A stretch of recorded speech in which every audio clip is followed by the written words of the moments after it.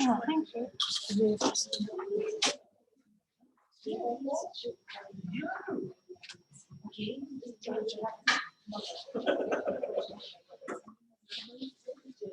Yeah, I've got a thing I'm going to read out about you. Oh, that's harsh. Okay. Well, it's me. Sinead, if it doesn't work, just tell me to the next slide. It should work. Okay, so the next speaker then is Sinead Rion, who I'd like to introduce you to. Sinead is the programme leader of the Resilient City Initiative at Coventry University, and her research is focused on the role of citizens in research, the circular economy, vulnerability in society, arts and culture. She's been instrumental in setting up City Lab Coventry, or Fab Lab Coventry, and a living lab to support industry citizen demonstrators. So our talk today will be on communities and the circular economy, I hope. It will, don't worry. It will. Thanks for that. Right. I'll sit down. Thank you ever so much for having me. And I'm actually studying a PhD in circular economy, which I hope to finish before I'm 100. So to see what you're doing in this project has just been fantastic. So I've been at Coventry University for a long time. I'm a little bit like part of the furniture. In 2010, we joined the European Network of Living Labs, and we thought, wouldn't it be exciting if we could use our city as an urban living lab and try all sorts of wonderful things. Moving on a few years, we decided actually it would be nice if we had a neutral, comfy space where local people, citizens, researchers, employees could come together and just make stuff and talk about their city. We, at the time, interviewed 3,000 people across the city to ask them what they expected from their university. How could their university become a bigger, more important part of their lives? And we heard back from communities who said they were a bit fed up with being researched on, or, you know, projects end and then you disappear. And actually what they'd like from their university is a more sustainable approach to engaging with them. Coupled with that, we asked people what they felt about the university. You know, we all have our lanyards to get into buildings, and it can be quite an intimidating environment for a local person to cross the threshold of. And so, as with most universities, we have been involved in European and international projects with Fab Labs all over the world. And so we thought, actually, that Fab Lab style of makerspace lends itself really well to a university looking at a new way of engaging with their local community. So we set up a Fab Lab in 2015. Okay, next slide, please.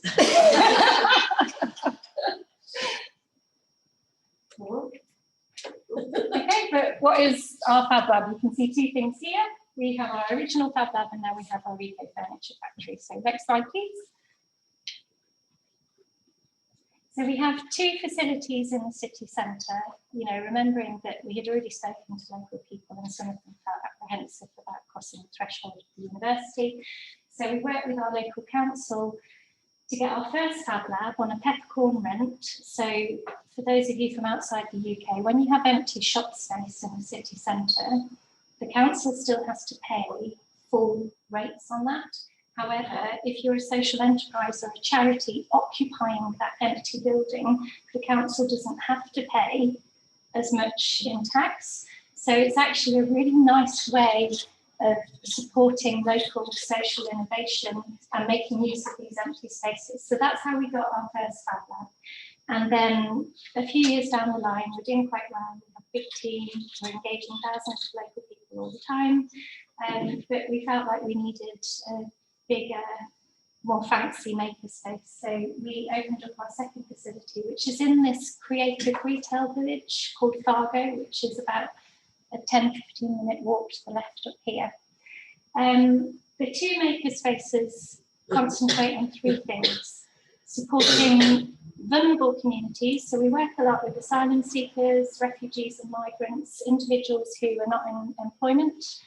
and we work with them on activities related to the circular economy, but our version of the circular economy, you probably would class as quite low level engagement. You might call it sharing economy, not circular economy, but we don't care. As long as it's getting people engaged, that's all we care about. And citizen science. So we've got a fantastic citizen social science program there, which I'll talk to you a bit more about in a minute. Next slide, please.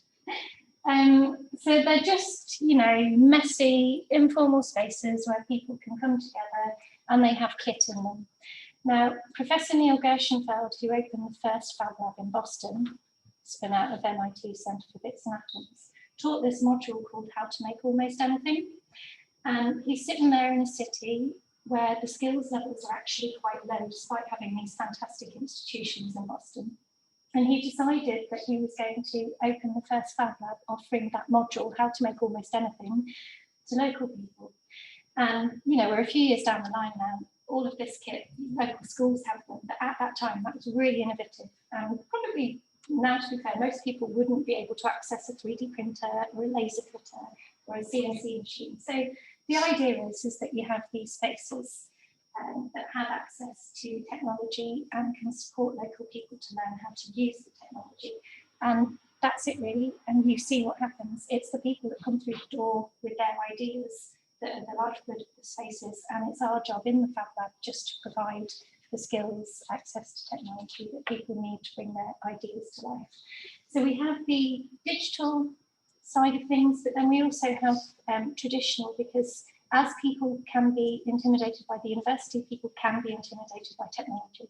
And so we'll have a lot of people come through who might be master carpenters, retired, and they'll look at the 3D printers and they'll run straight through to the woodworking bit. They're very fearful.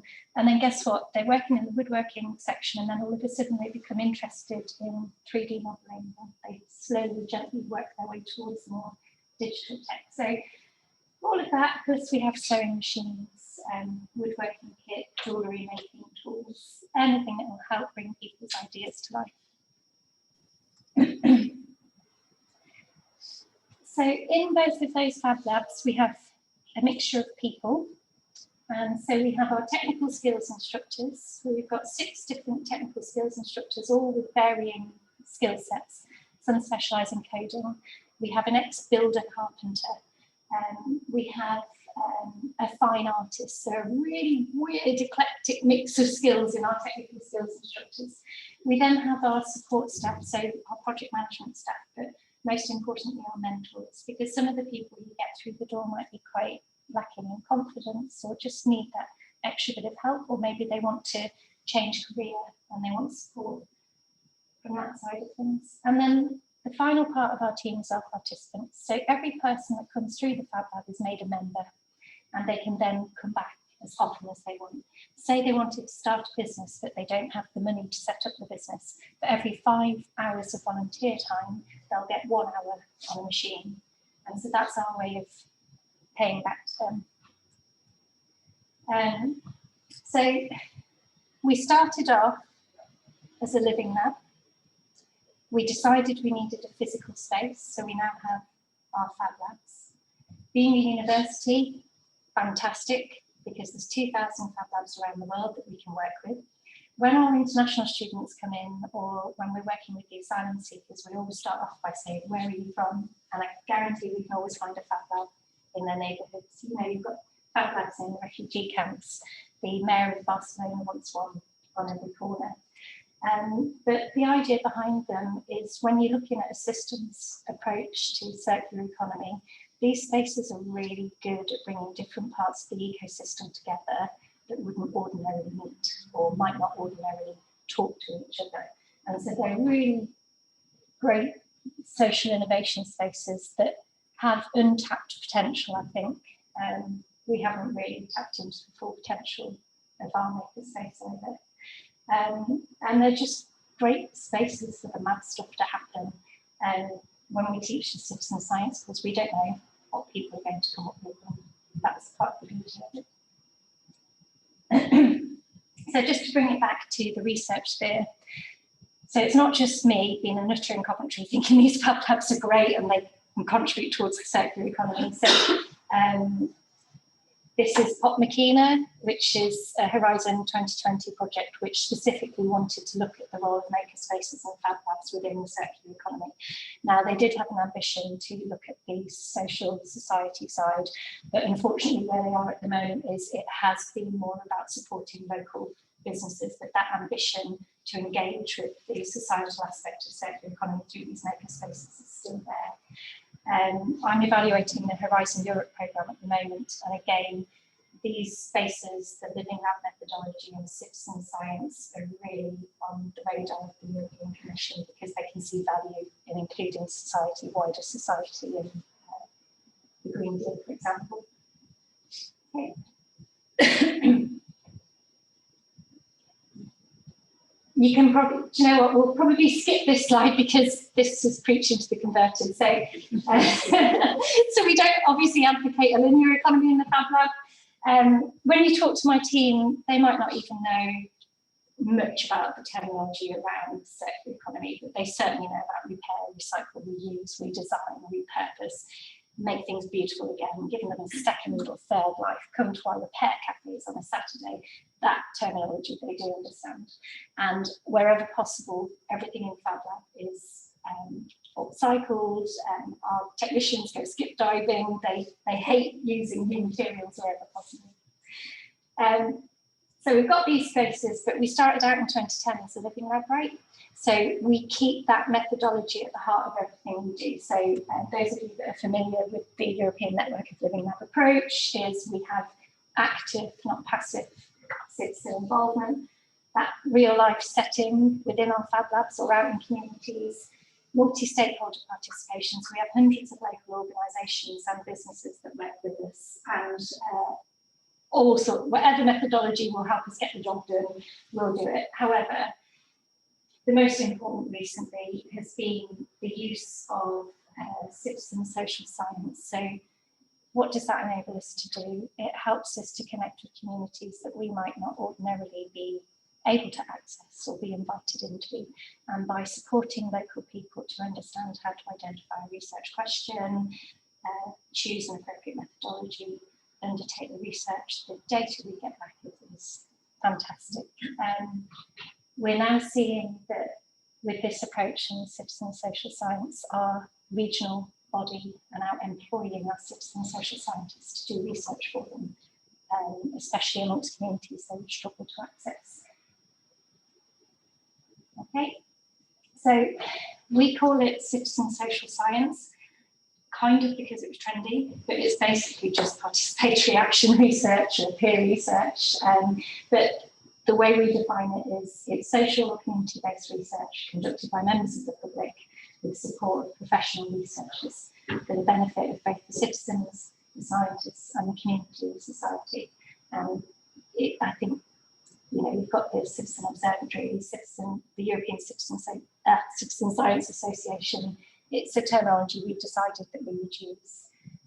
But when we worked in European programs with other partners, in some countries they don't like that terminology. That's fine, it doesn't matter. Okay, so when the citizen social scientists undertake the course, they get a qualification. So I don't know how to translate that, but it would be a GCSE grade 6 or grade B equivalent. So they're the exams you would take when you're 16, if you like. But by having that UK qualification, it's part of us giving back to the citizen social scientists. So what can they study? If you could, and you can keep going. Mostly they'll study something that's of interest to them, to their family, to their community at large. We don't care, it's up to them. What we do is we inform them about the circular economy, and so we do tend to see a lot of projects coming through. One of them was a young man from Brazil. During lockdown, was stuck in his apartment building, and he wanted to put a compost bin into the apartment building. So he designed and conducted a survey with everyone in the apartment, and then he came to Fab Lab, learned the skills, and built the compost bin. So it doesn't sound like really life-changing research, but if you get a few thousand of them ticking along, soon adds up. And then we just help them to focus down, focus down, focus down. If you can imagine, everyone comes in wanting to solve the problems of the world. Okay, so we have this living lab. We still use living lab methodologies. Citizen science and citizen social science is what's working for us at the moment. We have the maker spaces where you can make stuff. That's fine, but we're a tiny little organisation in Coventry, so what? So I don't know if you're familiar with the Fab City network. So Fab Labs worldwide have created this ambitious programme to encourage municipalities, local authorities and Fab Labs to work together towards the cities working towards producing everything they consume within 30 years. So really ambitious, but great that as part of that Fab Lab network, we have this in the background. It's something that's very easy to explain to local people. And through those little tiny citizen social science projects, perhaps we can make a little dent in this. So to give you an example, we set our citizen social scientists this idea of, okay, so this is what the Fab City is, what can we do? And they came up with an urban mine. But our urban mine, it isn't like, you know, tearing down Mac computers and laptops and phones. It's actually really simple. So I want to talk to you a little bit about the reality of circular economy in our Fab Lab in Coventry using this urban mine approach. So what have you got to hand? You've got where we are, we're in a retail facility with lots of restaurants and a gorgeous brownie making shop. Food pallets, the wood that the food is delivered on is much better quality than the pallets you might get from other areas. So brilliant. So we're going absolutely mental, upcycling plant pots and growers all over the community. Because we have that woodworking facility, we can do that and we can make beautiful things that can be used by communities in their local growing programs. We're constantly having materials donated to us. And so we also have an upcycling fashion program.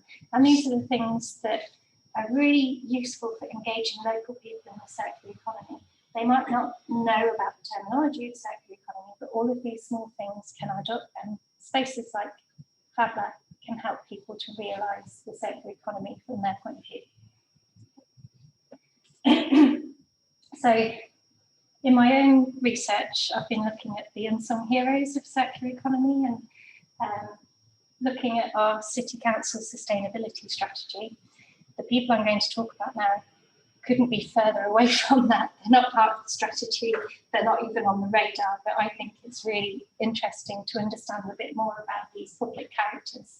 So some of you may be aware that the idea of a public character came from Jane Jacobs, a sociologist in the 60s.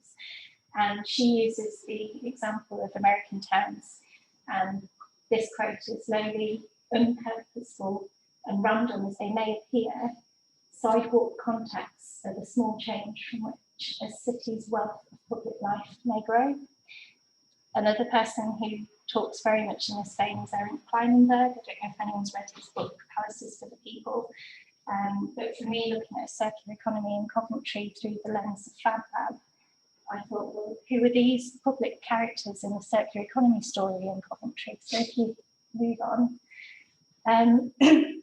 if you talk to any of these individuals, they would not class themselves as a circular economy hero. So this is a local scout leader in a part of Coventry in Wood End, where there are 3 generations of families that have been unemployed. They would rarely come in to the city centre to a resource like Fab Lab, for example. So we go out to them. But what's the scout leader doing? In his area, there's huge deprivation and poverty, food poverty, fuel poverty. He's working with local young people, and on his doorstep there's an allotments. So what does he do? He connects his local scout group with the individuals from the allotments who teach the young people how to grow their own food in tin cans, or as he says there, on their doorstep. We then have Tim Rees, who worked for a church initially in Coventry. He also helps to run the local food banks. He's 100% focused on food poverty and eradicating food poverty. Again, ask Tim you are a hero of the circular economy, you wouldn't really know what you're on about. But he set up the social supermarket at Fossil Community Centre. So this is taking waste food and selling it. And it seems like a really small thing, but in the UK, you can get food vouchers, which provide you with £4 to buy fresh food. If you took that food voucher and spent it in the social supermarket, you'll get £15 worth of fresh food instead of £4. And so again, very small, but imagine if we didn't understand where all these unsung heroes of the circular economy are, then we're missing a trick, because this sort of activity is happening everywhere. Here we have this on the left-hand side is a structure made out of recycled bottles by local unemployed young people that are either unemployed and or have been excluded from school. They are supported to learn how to drive. They're supported to learn bricklaying and construction skills. And where do they get their materials from? They literally knock on the doors of construction sites. They're out in the community trying to find their own materials because, you know, they don't have that much money. But there's hundreds of young people going through this programme, and they're hugely resourceful, and they've tapped into their local construction sites, again, mining what's available in their local community. This is Crow Recycling, which is a local social enterprise which provides all sorts of materials for crafting for schools, upcycled or waste materials. And then up here we have a lady who is deputy head of the secondary school in Coventry. She loves fashion, loves beautiful things, but as a mother and teacher, she was getting really concerned at wastefulness, and so she decided to set up a social event called Sip and Swap. Again, ask Fiona what you feel about being a hero of circular economy in Coventry. She wouldn't really feel that that was her, I think. So then, those are all of the individuals that are interacting with this Fab Lab. And so they wouldn't even know half the time that they're interacting with the university even, and that doesn't matter, we don't mind. But where Fab Lab does come in handy is brokering the relationships, providing access to kit, and hopefully for the city, making the city aware that all of these individuals are working on circular economy, albeit that might not be their motivation. Their motivations might be supporting unemployed young people, addressing food poverty. Finally, we have this House of Craft programme, so upcycling textiles just seems to chime with a lot of people. So we're UK City of Culture this year, and so with our UK City of Culture, we've been able to work with a group of international artists who are artists within the circular economy through the British Council, and they provide workshops online to a group of local women who were born outside the EU, and they work on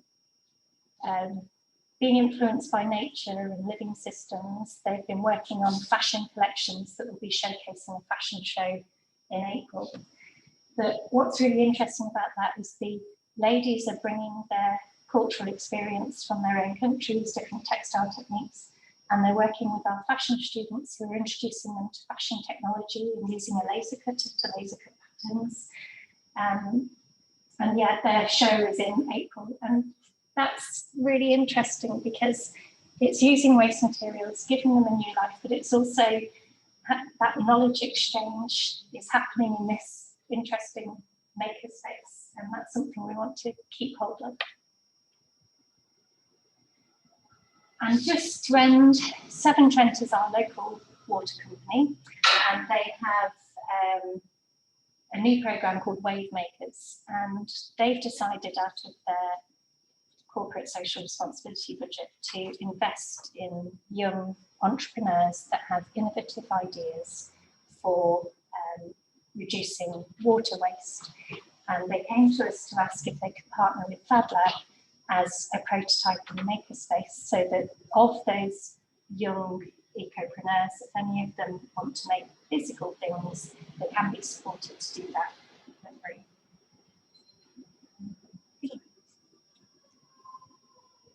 And so to sum up, all of those local heroes, the Living Lab approach, methodologies like citizen science, and having these mad, messy makerspaces might not get us all the way there, but we're definitely contributing towards achieving that. And I think the take home is who are the unsung heroes of circular economy, and let's not get hung up on purist terminology, because if you want to look at the city as a whole, you have to bring people with you, and Fab Lab might be one way of doing that.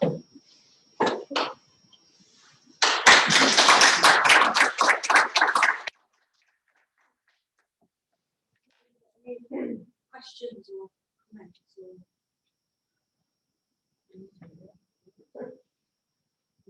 Oh, you have, oh, sorry. Yeah, thank you. It was really interesting. What about, I'm more in agriculture and food. You mentioned the social supermarket. Is there also Fab Labs in terms of food processing and cooking, things like that? Yeah, there is examples of strawberry harvesting through a Fab Lab in Uganda and use of aquaponics. Each Fab Lab has a different specialism. So there are Fab Labs that specialise in food growing. It's not us. You can see we're more on supporting through making containers. But if you look at the Fab Lab network, they all seem to have a different specialism. And in terms of food growing, it does seem to be the Fab Labs in developing countries that are the most innovative and producing the biggest harvests using new technology.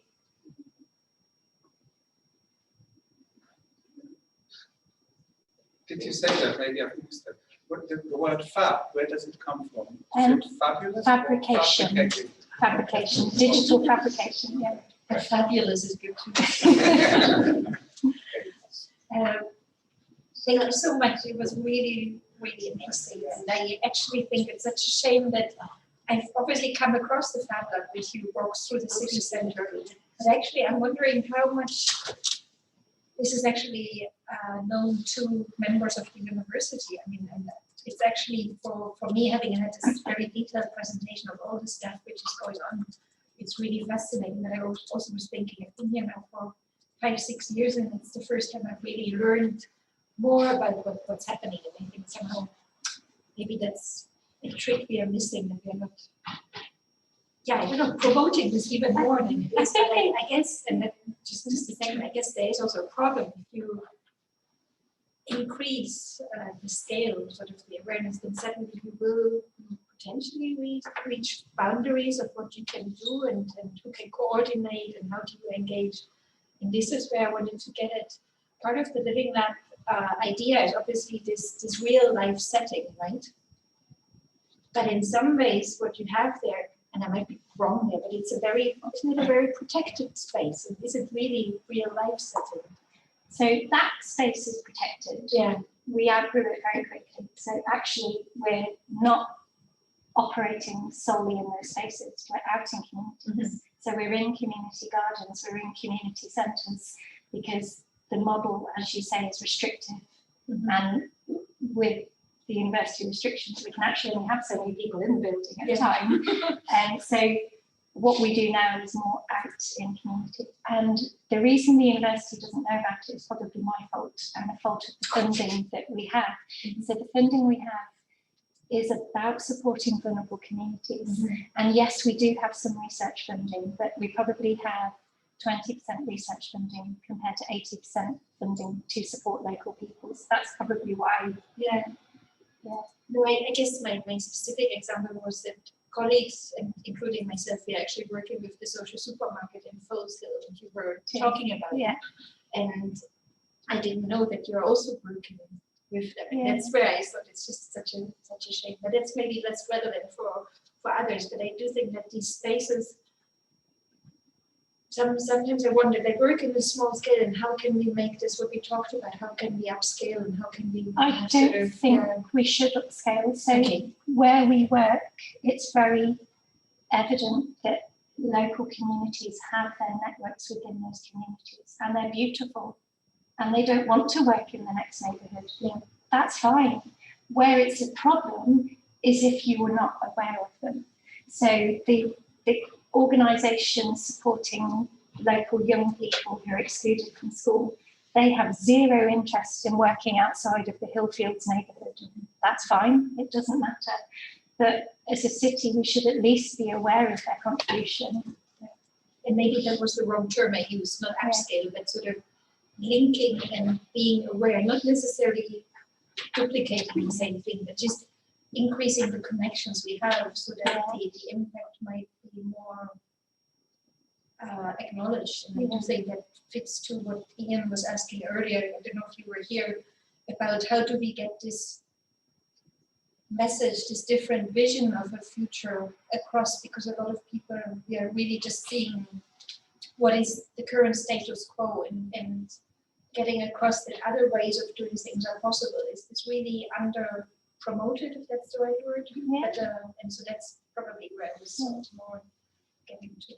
Maybe the scalable side is access to equipment, access to technical skills, access to a citizen science course so that you can identify research questions. That is scalable.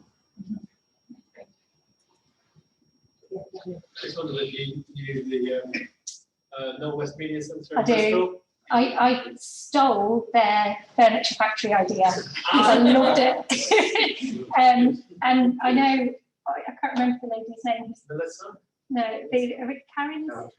Karen. So I met Karen years ago through the Living Lab network, and I unashamedly stole her furniture factory idea. Good. No, this is not stealing. This is what I was talking about. That's Scaling. Innovative, yes.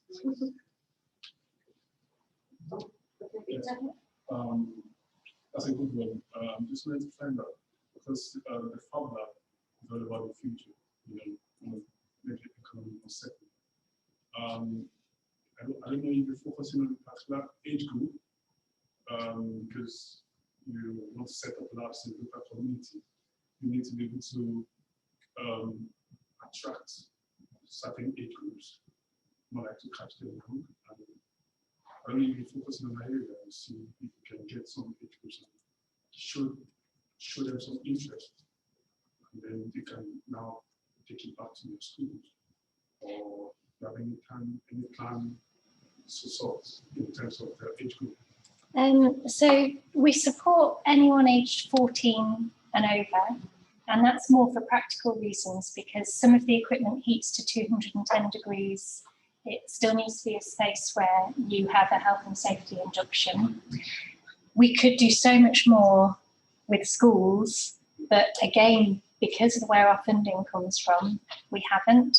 However, we do have a young entrepreneurs programme, and we don't run activities specifically for an age group deliberately, because we found that when local young people take part in an activity with people that are a bit older, they get a lot out of it. So we had one 16-year-old say to us recently they've been excluded from school, and all of the activities that they're directed towards are for young people.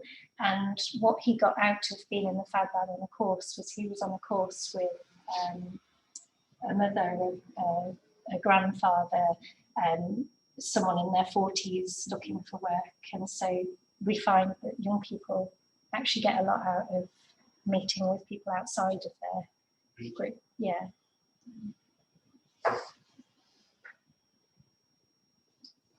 Okay. Thank you.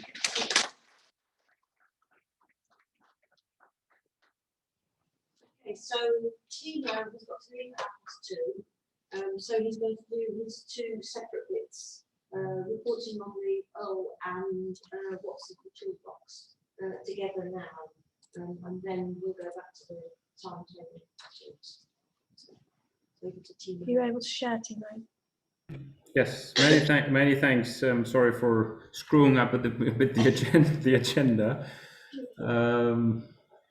Just a second. Here we go. Can you see my slides? Yes. Excellent. Yeah, unfortunately I have to leave a bit earlier, and I have a couple of more slides, maybe for 10 minutes, 12 minutes. On the one hand, with a reflection on the ULL perspective or the ULL work in Rotterdam. And the second is a very short insight into our work in progress finalization of work package 6, what we call the toolbox. I just want to briefly remind all our colleagues that have been to Rotterdam what our Urban Living Lab is about. I mean, you saw it in my first summary about Rachel's PhD already. Just a second. Yeah. That the focus of the Blue City Lab in Rotterdam is really on being a seeding ground for circular economy business models with a strong entrepreneurial startup focus. And aside from being that seeding ground, the lab also starts, and that relates it also to some of the ideas that we just heard about the Fab Lab concept, about how these ideas might further be imitated through other people in other places. So it's not necessarily about this linear idea of scaling things up, but it's much more about how to become, so to say, at least an interesting good practice or role model that other places or other people start imitating what is happening in this laboratory. Yeah, that's the building you've been to. Most of you know this interesting story that this has been a very old tropical swimming pool. And then the owner, so it was called Tropicana, and a lot of people in the city have really good memories of going for a swim there. And now, to make a long story short, this philanthropist investor bought this whole building actually for 1.7 million and said, we are going to experiment in this building and we're going to create a laboratory. That's not a typical example for a bottom-up grassroots urban living lab, I have to say, and it's also a quite different entry point into these circularity startups and experimentation compared to the Fab Lab idea we just heard. But now Blue City Lab, you see these old tubes here are still there, and now they have more or less established also a business model with renting out spaces, with doing events, but also with actual circular models, like collecting coffee waste from restaurants and coffee houses, and then growing these high quality oyster mushrooms on them, and they go back to the restaurants. That's just one example. Yeah, so that's the Urban Living Lab. But as most of you know, and I want to spend 2-3 minutes also on a critical reflections, that after 3 years, we have to be honest that even though we worked with them together for many years, in the context of our project, it was quite a difficult collaboration. And we had different ideas of how to intensively embed our work in the lab and collaborate with the lab.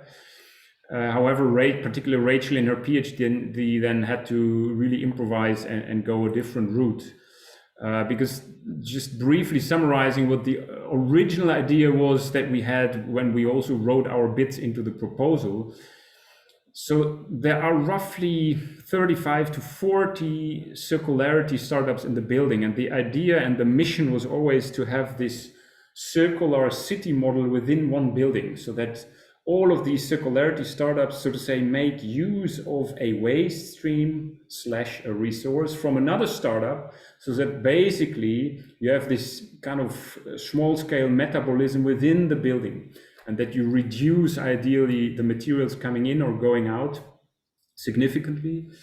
And our idea was to combine, on the one hand, co-creative stakeholder engagements with also more quantitative assessments of what is really going on in the building. So does this idea of creating a circular small city or a circular building, does this really hold against, or does this promise actually hold? So we actually hired Rachel because she also brought these competencies and capacities from her previous master program to conduct a material flow analysis, to conduct a life cycle assessment.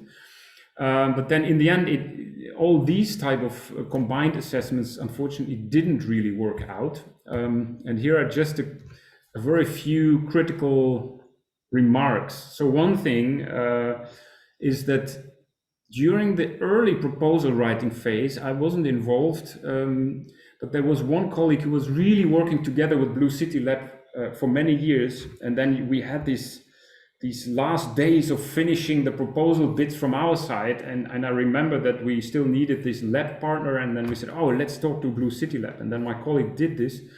And then he didn't know about the conditions of the call and the funding, and I didn't know about, so to say, the conditions for Blue City Lab. And what happened is that my colleague basically promised them a budget, as simple as it can be, while in the end there wasn't a budget for them, while we asked them then in the beginning for even for in-kind contributions. So that was really a challenging starting point, where they didn't feel well about it, and we had a lot of negotiations, and we actually then freed some extra internal budget from Drift, at least to get them a bit involved. We actually also promised them to then book rooms there, to host our consortium meeting there, to create, so to say, at least a minimum benefit also for the lab. So that's one point.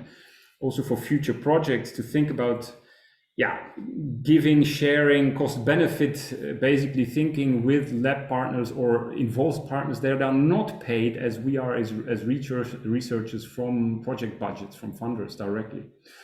Then a second thing that really surprised me, because I have been in a lot of co-creative projects, but from these 40 startups, there was simply no time available, no willingness to collect or share data, even though we explained them in 2 workshops how interesting that might be, to see how beneficial that could be to make these material flows within the building more transparent.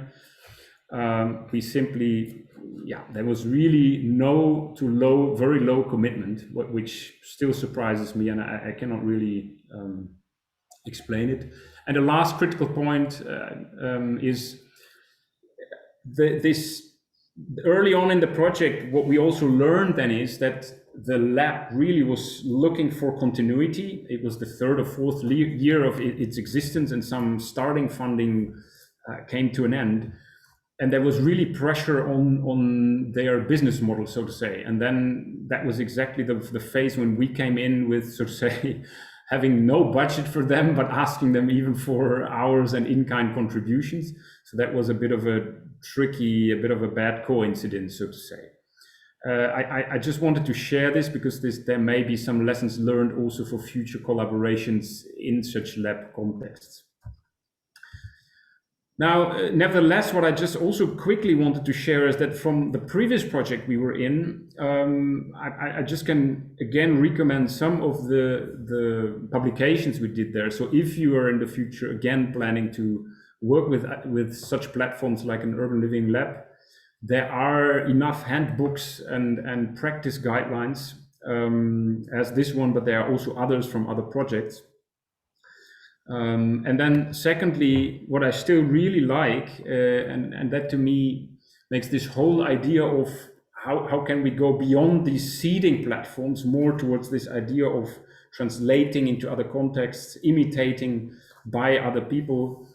James Evans from the UK made this nice statement in the workshop we had, and he said, if you want to gain or if you want to lift, so to say, the transformative potentials of Fab Labs or Urban Living Labs, they will be realized by applying their lessons to other places. So it's really about ideas traveling from place to place within other organizations, or if they start manifesting, institutionalizing over time in policies or new regulations. I think that summarizes quite a lot of the debate around the whole diffusion, scaling, imitation ideas.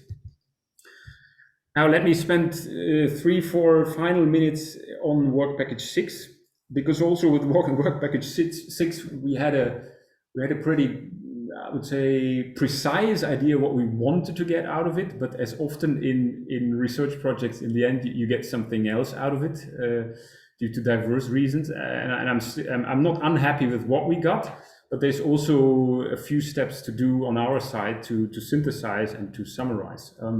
But just as a quick reminder, so there was this idea of a toolbox to me that immediately implies, so to say, a shared package, a collaboratively not necessarily generated, but agreed upon package or toolbox.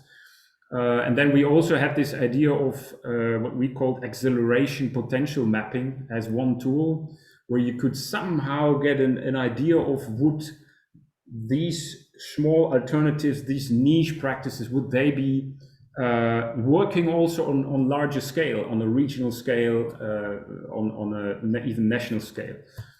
That on our side, that didn't really work out, also due to this pretty substantial data lag. But what we then did, and I'm just showing the first summaries here, is aside from working on our approaches and our models that Rachel developed, in the end, we did a nice workshop with you together on, first of all, collecting all the methods and the tools that were applied and partly extended or also developed.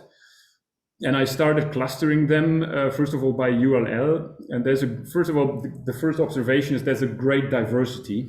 So Bristol has really this fantastic range of collaborative methods like design thinking, but also the different modeling approaches like agent-based modeling, system dynamics modeling, etc. You also connected with some of the theories and methods that we offered, like this X-curve model. So I took all of this out of our documentation from this Work Package 6 synthesis workshop. We then see some similarities to the Sao Paulo lab, because obviously, as we heard, system dynamics modeling was done there as well. And there was this great, so to say, big package or ambitious package with this spin approach, with this policy and network tool that Erica also related to. And the picture looks a bit differently in Cape Town and Rotterdam. Thanks to Kevin, I have a couple of insights here on a variety of tools that he and his colleagues were using. Here is much more about, so to say, practical applications to monitor green infrastructures or nature-based solutions in the lab. It's not that much of a, so to say, meta level of conducting research immediately, but much more of evaluating, monitoring what is happening in real time with water flows, with soil quality in the lab. But also, Kevin mentioned risk assessment and risk analysis.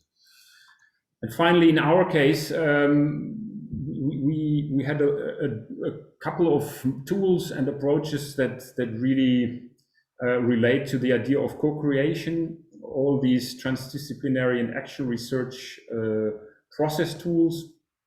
And then Rachel considered this CDMT, this decision heuristic, as her contribution to the toolbox.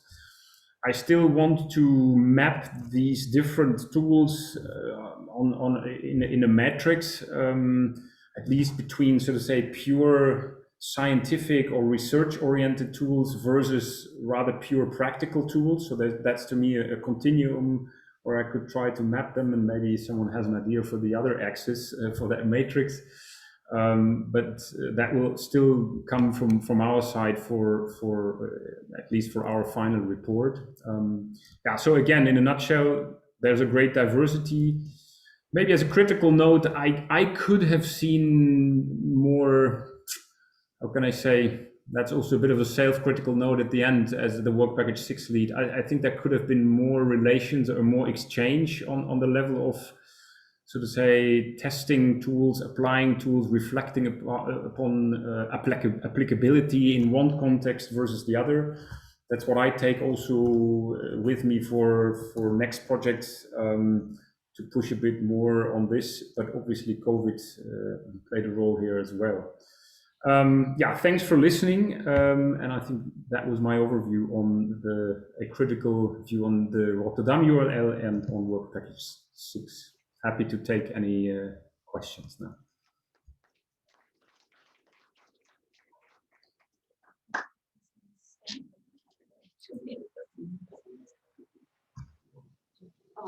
Marco. Hi, Timo. Hi, Marco. Sorry, I'm out of view. Doesn't matter.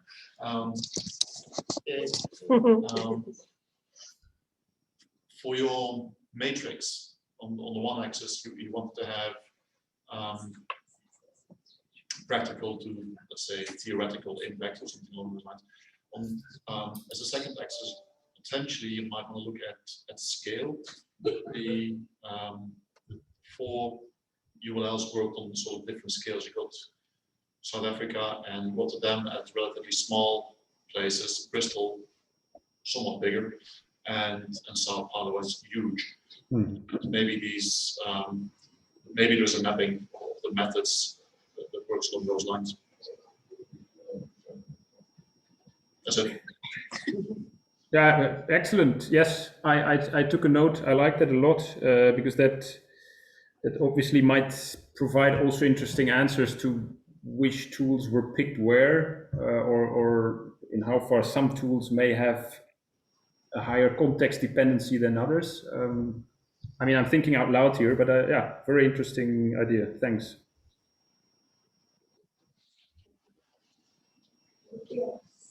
Hi, Timo. It's Dan. Hi.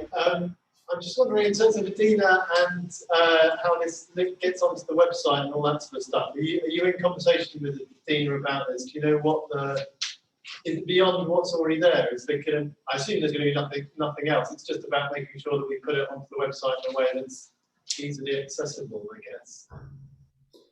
I didn't really understand, but I am in contact with Adina, and I will work on, so to say, a final mapping figure on this toolbox. But I'm not sure in how far we should deliver something beyond, so to say, if we need also descriptions of the tools, which I would doubt, because like agent-based modeling is a pretty, so to say, common tool. We wouldn't have to further explain. Yeah. Okay. I just wondering, because Adina's still got until the end of this year, hasn't she? Is that right? So I wonder if there are conversations about her possibly taking this work forward and finishing off that, you know, putting it in a nice package type of thing. Do you know anything about that? Or no, not yet, but I'm very happy to reconnect with you and Adina about it. Okay, thank you. Yes. Just to, this is Jana, just to pick up on that, and I think visually it could be quite nice if you have this X and Y axis with the type of tools. You said the more theoretical, more applied, and then the spatial from the sort of small scale to quite large scale. Yeah. And if you then map the tools on there, but then actually if those become clickable, then you can then link to outputs like the poster which the PhD students have, or you can link to maybe some of the models which Erika presented. So it would be a kind of a nice summary of where those things are situated. And I think that might make it a bit more interactive. Yes, no, very good point. I'm happy to send a message also to Adina in which format she prefers to get it then, because we have different desktop publishing programs or PowerPoint or whatever here, but I'm not sure what would be best for her. I'm happy to get in touch with her. That's a good idea. Yeah. No. Yeah, thanks, Timo. It's Ulrich. Yes, hi. I wanted to reflect on your critical points, which I thought is really good at the end of a project to flag them as well. As you know, the funding was basically from in-country. So I was saying, have you reported that back to your own funders within the Netherlands and also maybe to Belmont Forum to see how that works? And just one additional thing. So I'm not quite so surprised that the members didn't really, connect to it. And we have similar experiences when we work with small-scale farmers. And for that reason, for example, in Horizon 2020, in Horizon Europe, there is always budget to basically pay those people, because otherwise they are research objects and we are the researchers. We're getting, I can see why they were really reluctant in a way. So I think it's good that maybe we can feed that back as a package what to improve next time. Yeah, thanks. It's a very good point, and we had the opportunity already with NVO, the Dutch National Science Organization, you could say.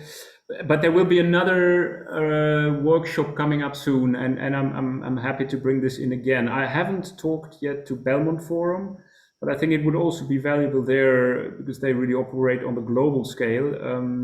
I think the uptake of such messages in the Netherlands is pretty good because I saw recent calls coming out that start considering this, or at least you can indicate more budget types also for other partners, as it was here.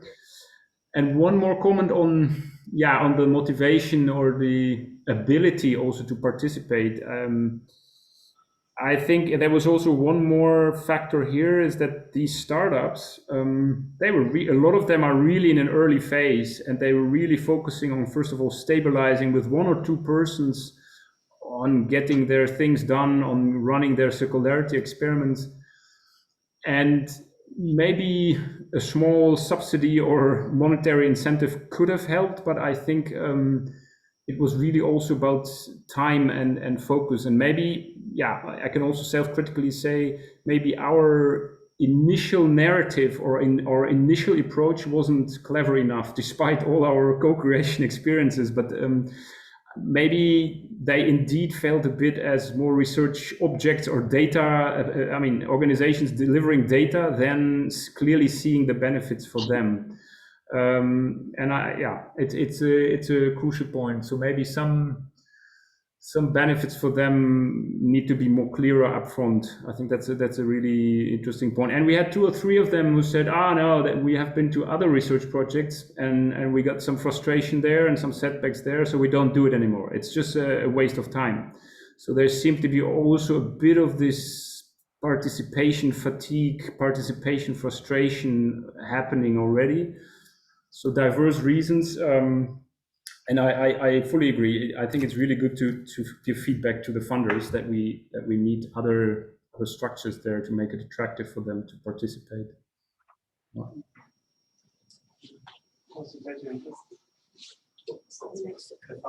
Any other questions, comments? Well, this is just asking Dan a few things. In Bristol, this was similar or different? Yeah, maybe can I because I unfortunately have to leave now. Maybe can I just say a few final sentences because I'm really sad not to be with you in person now. And I just want to say thank you for this great collaboration, despite not seeing and meeting that often during the last 3 years. For me personally, but I can speak for Drift as a whole, that was a really great learning experience. I would love to keep in touch and continue collaborating, and hopefully we meet again. And I particularly remember the whole Rotterdam Consortium meeting as really a great experience with most of you. So please keep up the great work, and really happy to keep in touch. And I'm really happy, Sue, that you will be on the committee for Rachel. That's really good news. It will be critical. Yeah. Please send us your nasty questions before. Thank you, Timo. Thanks, Timo. Thank you.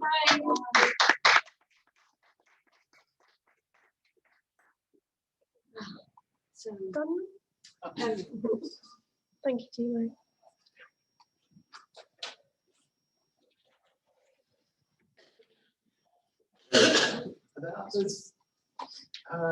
So Esther, it's Kevin and Esther. Do Esther's they want to not go? on. Esther's not on. no, Esther's not here. Yeah, I'm here. Oh, sorry, you were- Next, altogether. There was On the agenda, it was the It was URLs. and then impact, wasn't it? Because I've got Do you want to go last?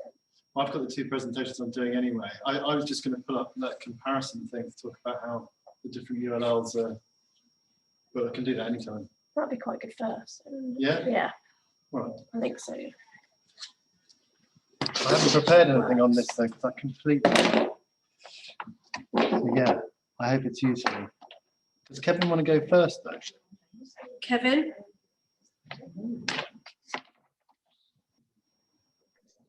No, I think let me How does come how does after. timing work for you, Kevin? Yeah, that's fine. I think let's hear Daniel. I think the not there. He is, yeah. together will be great. Kevin. You're not hearing If I me. plug in a second, I'm really happy. We can just change it back. Kevin? Yeah. Oh. Hello. How do timings work for you? That's fine. Take Daniel first. You sure? Yeah, indeed. Okay, great. Thanks. Thank you. Thanks, Kevin.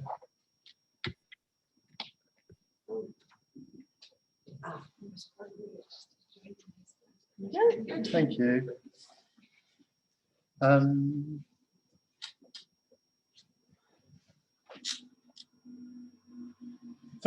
Hello. I haven't prepared anything, I'm afraid. So this is, I saw my thing on impacts and economics, and I didn't see anything on the ULL comparison. So I was frantically thinking earlier on, what can I show? And I thought I'd show this, which I am going to be talking about slightly later on. But so this is one of the appendices from the impact report. I don't know how many of you have actually, did we show it with the whole group, the impact report? Was it only with some of you? Can you just quick show of hands, who's read? I know there are lots here who haven't seen this, but from the waste fuel group, how many of you have seen the impact report? Maybe none of you. Sue, can't remember. All right, well, most of you have. That's good. That's good. Well, this is great. Oh. It's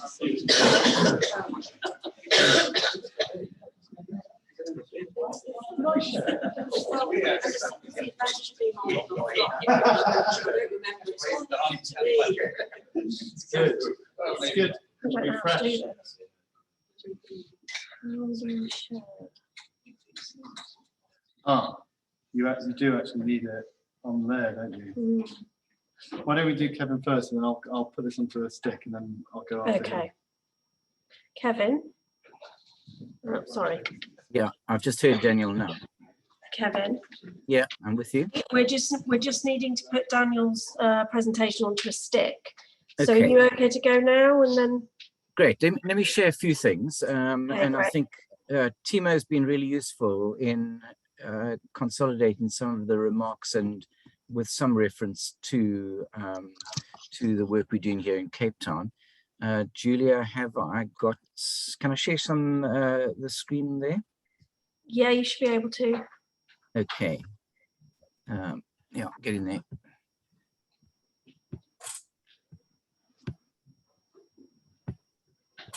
Yeah, so just a few remarks, and I think we've said quite a lot already. So I just want to look at some of the potential highlights, I suppose, from it.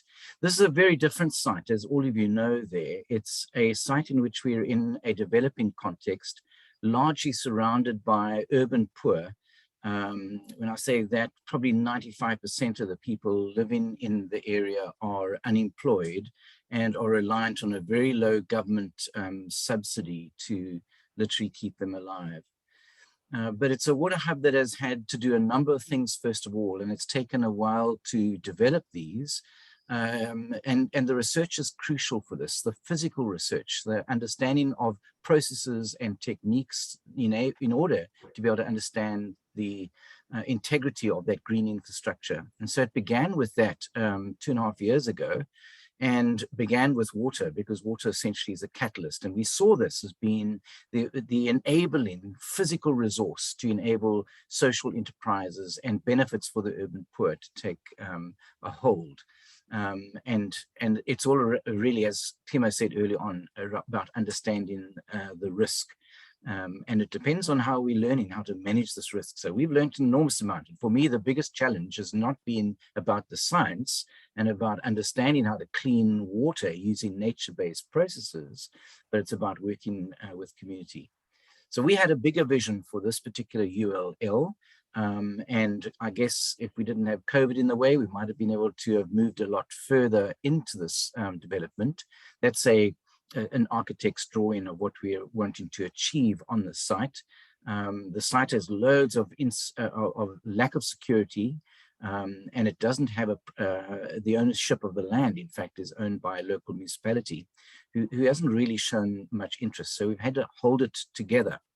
upslope rather of the site, and the site's in the red circle on the image there, is an informal settlement where almost 7,000 people live with very little sanitation that is functional.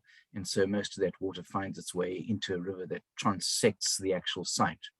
And we began this 2.5 years ago as a site to develop the infrastructure on it that was there, fix it up, retrofit it, and use nature-based processes to try and clean that water. In other words, not adding chemicals, passive environment, one that we knew we could probably roll out to other parts of South Africa and elsewhere in Africa as well. And over time, that's starting to take a hold, which I need to just quickly add at this stage. We've got right down into all sorts of layers of the actual filters themselves that are cleaning the water, and use that under a microscope. In this particular case, we can identify diatoms, we can understand algae and biota that is in that water, including microbial organisms. And one of the things that we have advanced onto is how we start to use these biofilters to trap and to even use bacteria to break down, to degrade pharmaceuticals and drugs in the water. And we have measured lots of those, 21 different compounds within the water, in the river that is, and unfortunately also in the groundwater as well. But I wanted just to leave you with these thoughts here, and this is about where the risk comes. So for us, this whole project has been about science to understand the risk.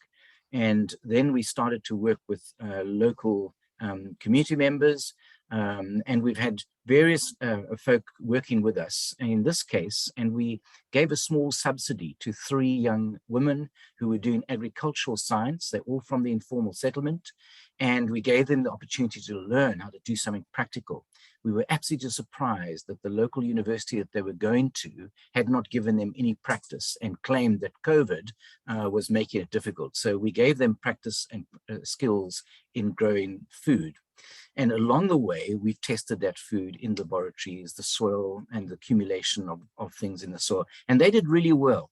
But they got to a point where they always knew when we took them on over a 3 to 4 month period, can you find a market for this product? What are you going to do with it at the end of it? We said to them, this is yours. You go and see what you want to do with it.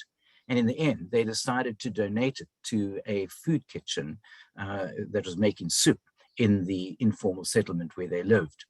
It wasn't quite what I expected, but then you can't anticipate exactly when you're working in these kind of processes, just what kind of decisions they might want to take. At the same time, we've done quite a lot of other indicators about the security of that water, so used biological indicators, and we have been breeding fish on the site, among other things, to determine the uptake of chemicals and heavy metals and compounds in fish in this particular case.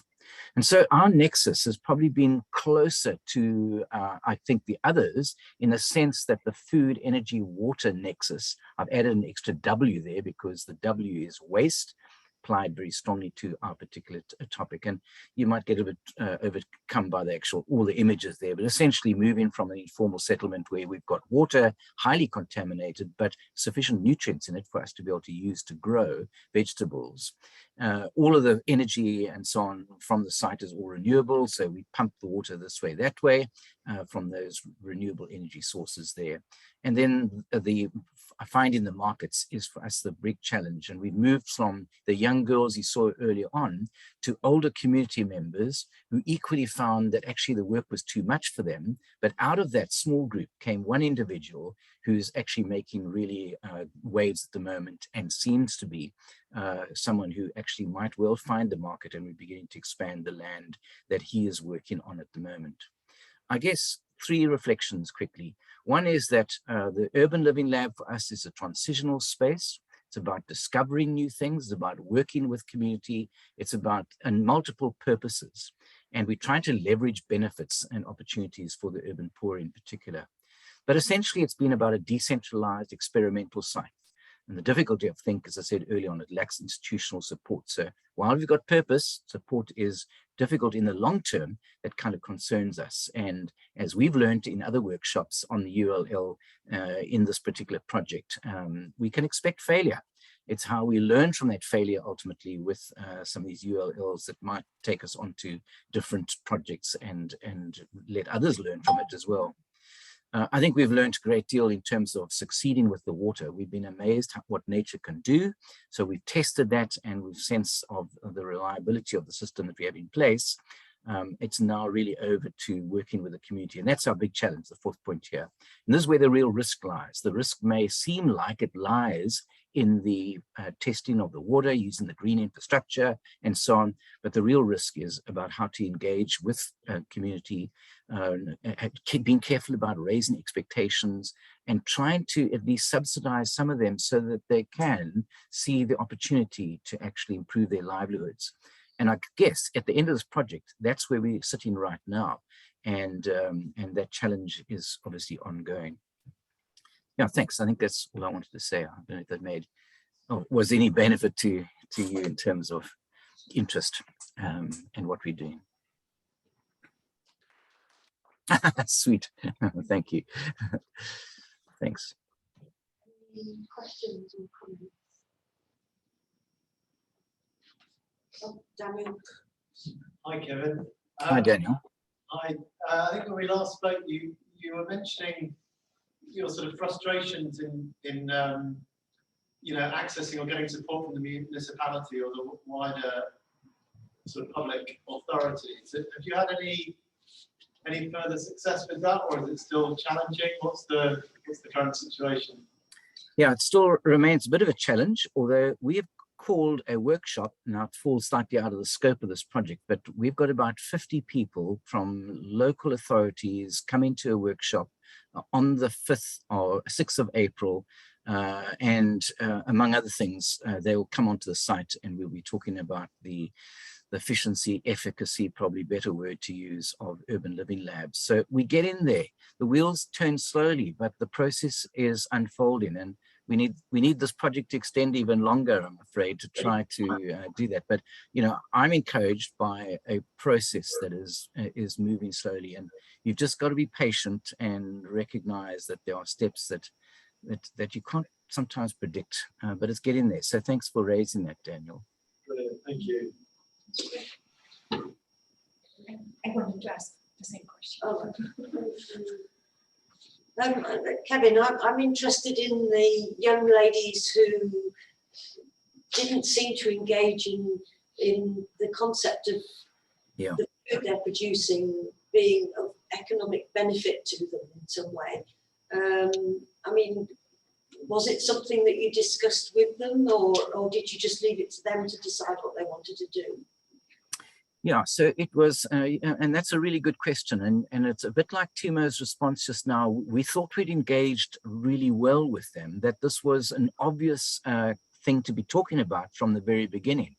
We signed a contract that was fairly loose, but essentially it gave them the last steps of this project. What are you going to do with the food that you grow? We're obviously interested from a scientific perspective, but here's an opportunity to be able to take that food and to actually sell it, make some money, or gift it to someone as well. Your options are over here, as long as you give a logical answer for what you're trying to do. I mean, I think in a sense, they took a logical answer that for them was maybe the easy way out. They were students coming to the end of their semester. And so the easy way out is to give it to a soup kitchen in the area where they lived. And I can't dispute that. I thought that was noble enough cause, so they did it.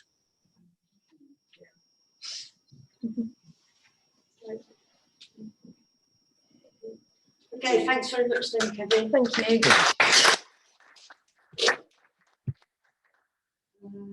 Daniel.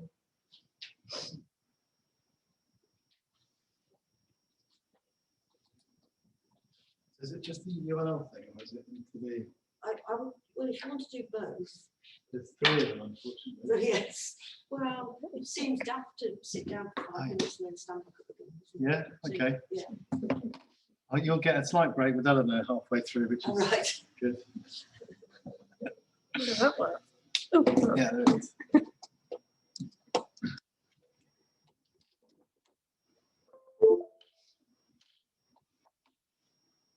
Maybe we can have a halfway break for coffee because we're in advance of time. Is it? Would prefer.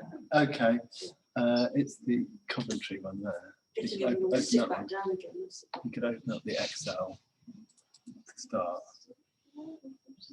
So I'll start with an initial, because the specific title of this particular bit was comparing ULLs, and I think I misunderstood that to mean what did I think about how our project compared to the other projects. So I was a bit confused to see that. This is my fault. I didn't quite pick up on it. But in terms of the Bristol ULL, just very briefly, I haven't prepared anything on this because I've got two other ones on economics and another one on impact. But just quick reflections.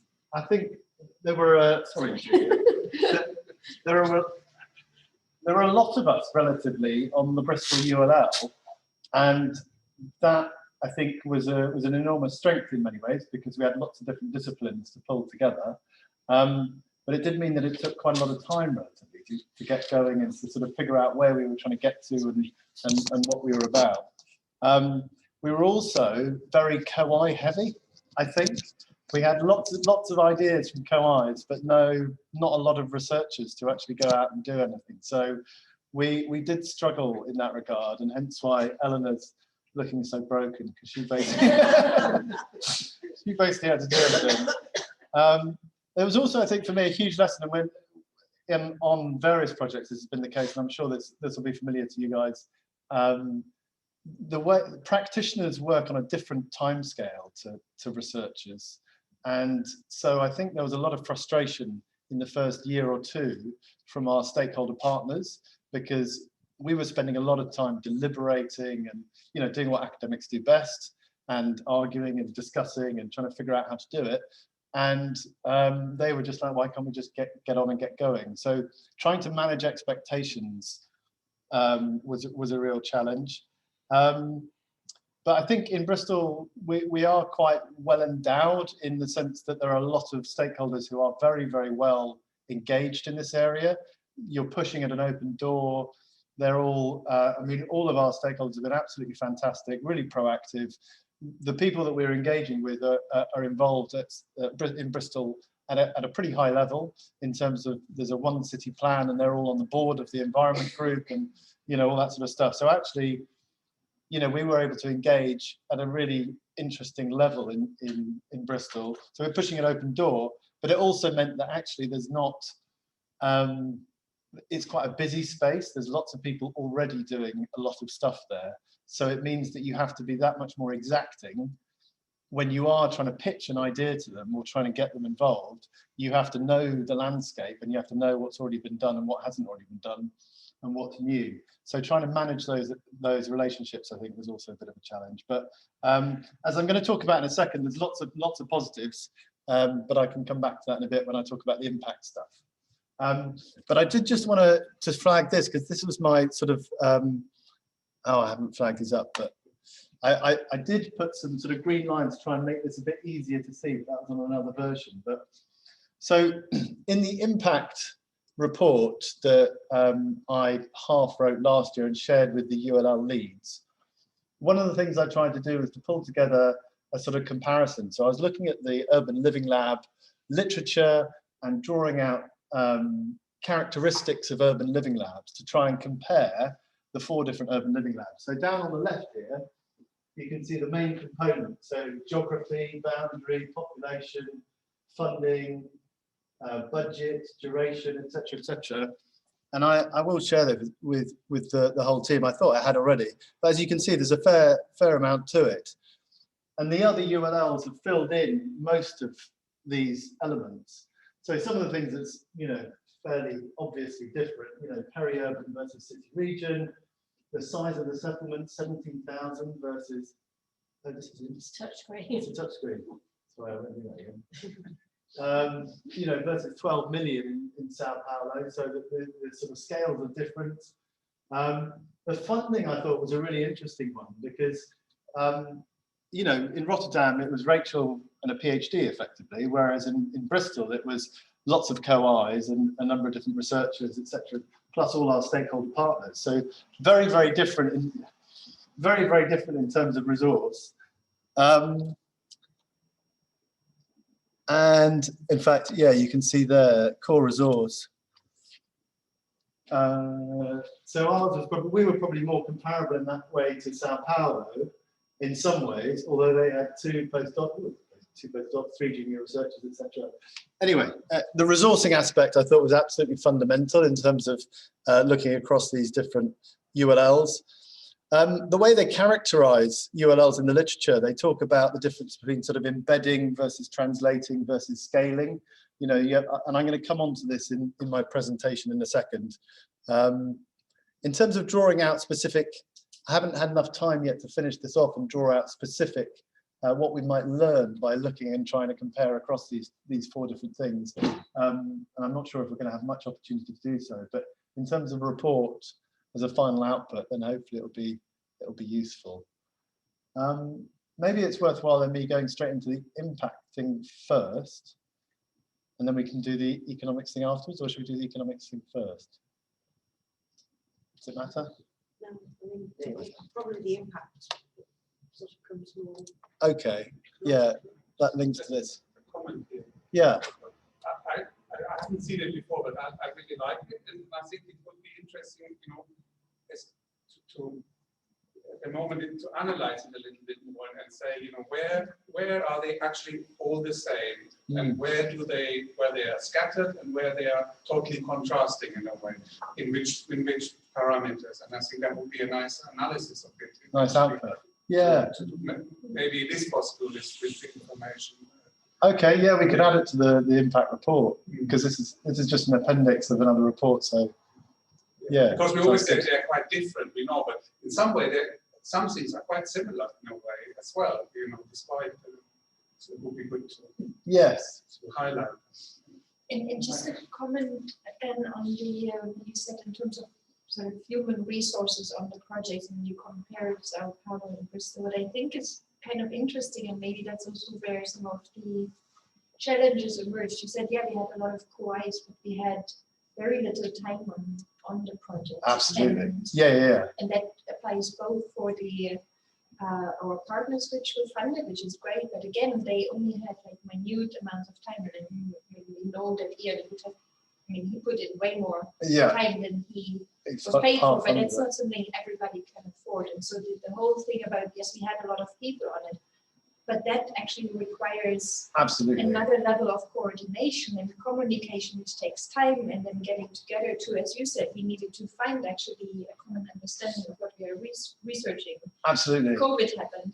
So I think a lot of those things they weren't really ideal scenarios. And then if you have even just 1 or 2 people that are full-time working on something, it's a very different sort of experience. But I do think it's actually really important for this understanding of the living lab. I mean, having a lot of people involved is really, I think, crucial to spread.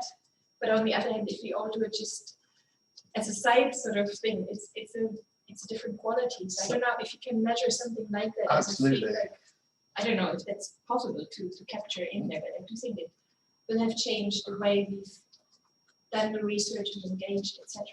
Absolutely critical. Yeah, sorry, I didn't mean to infer anything otherwise. That's exactly the case. I mean, that was always the problem always all the way through, wasn't it? That we had such limited resource on this project, and that was a huge learning lesson for me. The amount of I just was not anticipating the level of coordination that was required for that level of integration. And we've got the same issue on the Trude project as well, and on all the other projects.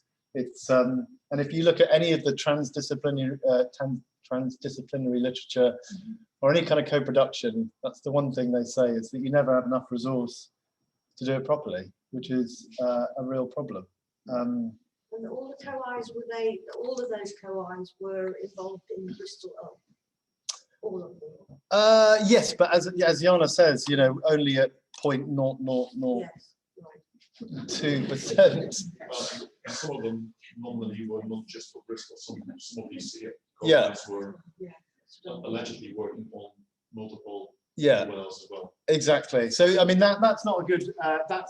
I've put part-time there, and that really doesn't cover. And other work packages. Yeah, exactly. Exactly. One of the ways to do it maybe is to count the FTE equivalent. Yeah. For each. Yeah. Exactly. So we could add another. We could have another column on there and have FTE or time availability. So yeah, I'll go on to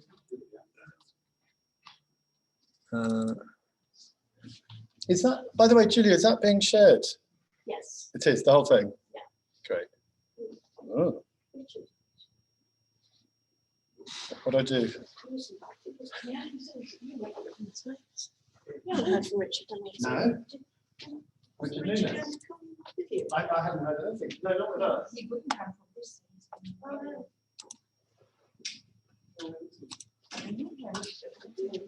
It's 3 o'clock, I just missed. No, I used to earlier. I just thought you knew something. Did you get the invite?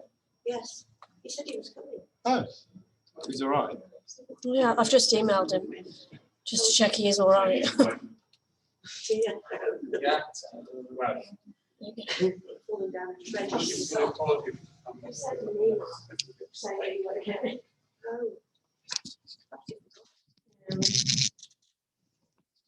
Oh. Do they want to see you, Julia? Or? No, they want to see you. Oh.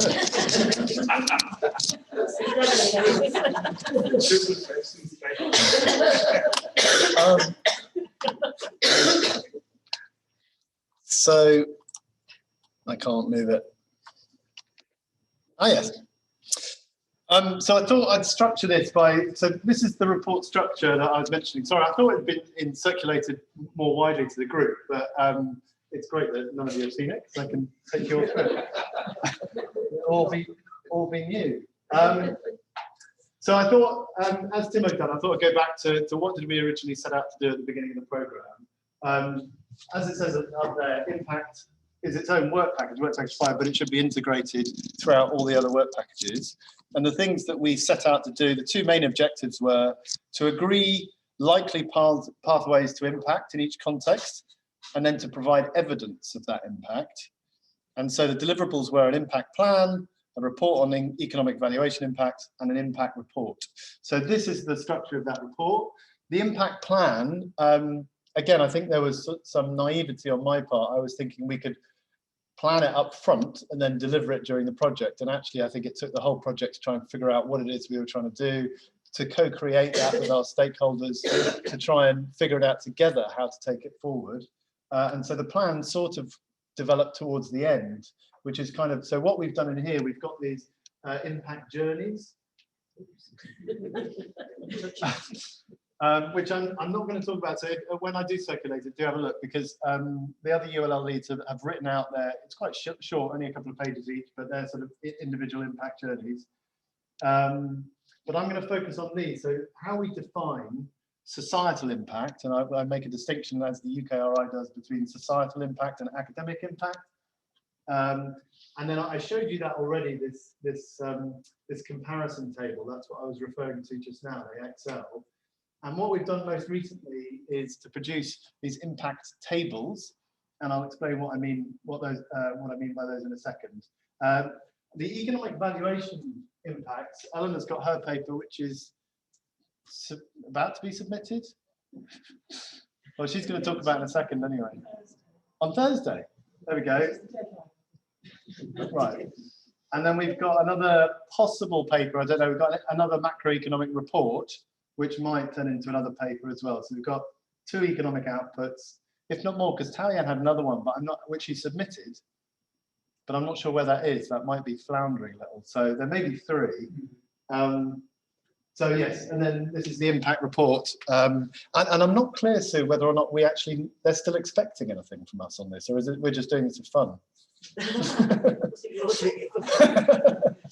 think it was the Balmoral report, which is due in June. Ah, That's okay. The whole, all of the outputs will go. So they'll want it by end of May or end of June? And the deadline is 15th of June. 15th of June. Okay, well that's good. This is the final. The final. report. Yeah, Final. on everything. Very final. Yes, the world, the universe, and everything. So again, just going back to what we originally were trying to set out to do, the SUGI, in the SUGI call documentation, they talk about the overall challenge being more about moving to action through dialogue. And when they talk about action, what are they interested in? This is all the stuff that they're interested in. This is what they set out in the call. They're interested in transforming economic structures, land use transformation, balancing trade-offs, etc., etc. These are all the sort of societal outcomes that they want to see. And we said that we were going to identify the most viable pathways to impact and then to evidence that impact, as I've said that, as I said previously. I've shown a version of this previously when we met out in Rotterdam in terms of types of impact. What do we mean by types of impact? And this guy over here, Mark Reed, has been doing quite a lot in recent years. He's got a whole sort of side project called Fast Track Impact. His background's in agroecology and biodiversity and those sorts of things, but he's particularly interested in societal outcomes and impact. And so this is what he talks about in terms of impact. And he breaks them down into these 5 areas here: instrumental impact, conceptual impact, capacity building, attitudinal or cultural, and enduring connectivity. And those are sort of examples of those. So if you look at that one, actual changes in policy and practice, that's the sort of, I guess, if you want to see societal outcomes, that's largely where you're going to see that. So what I've done is basically looked at the UKRI definition. Actually, I just noticed recently they've started borrowing from Reed's definitions on the UKRI website. So it seems like he's been quite influential. I've also looked at this one, this is from Stream, quite a long time ago, 22 years ago. This hierarchy of research impact, where they go from research findings at the bottom up to policies, practice, and then actual outcomes. So I've sort of been using these two different things to try and understand, well, which is academic and which is societal.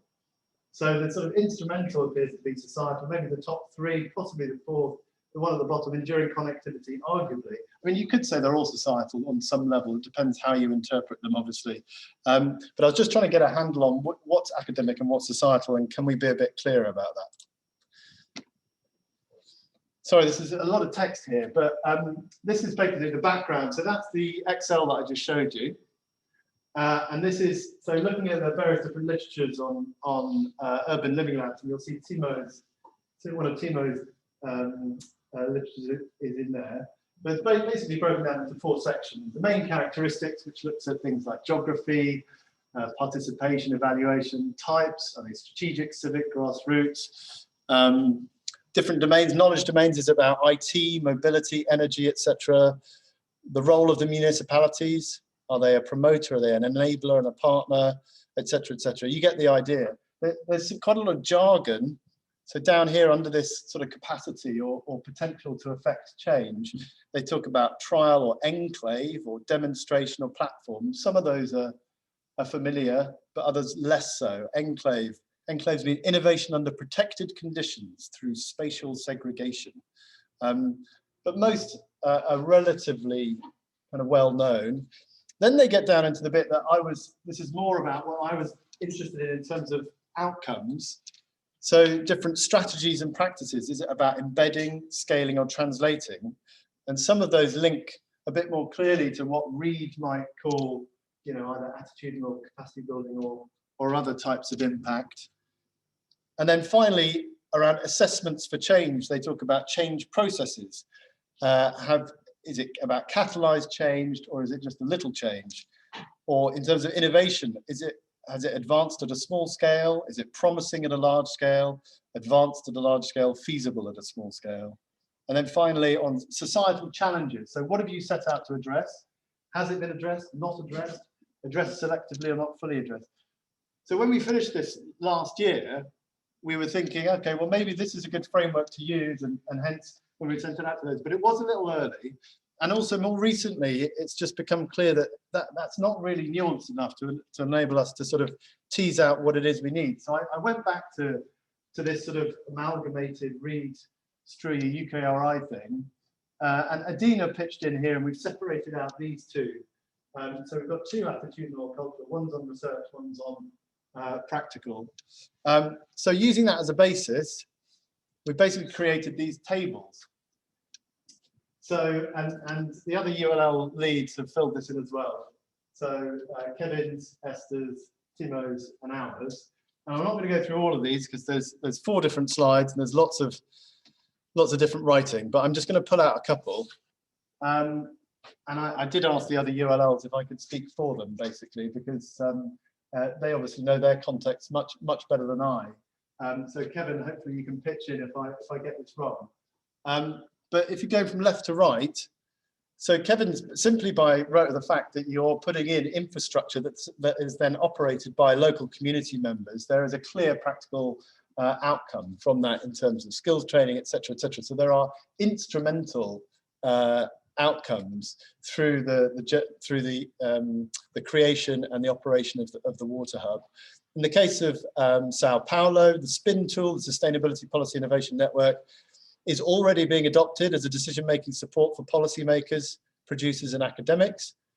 On the Bristol example, I've been in contact with our various different stakeholders, Bristol Food Network, Wessex Water, Bristol Waste, Resource Futures, and they were all very kind enough to give us testimonials. So one of the reasons why Bristol's is quite a lot longer is because we've got testimonials from each of these.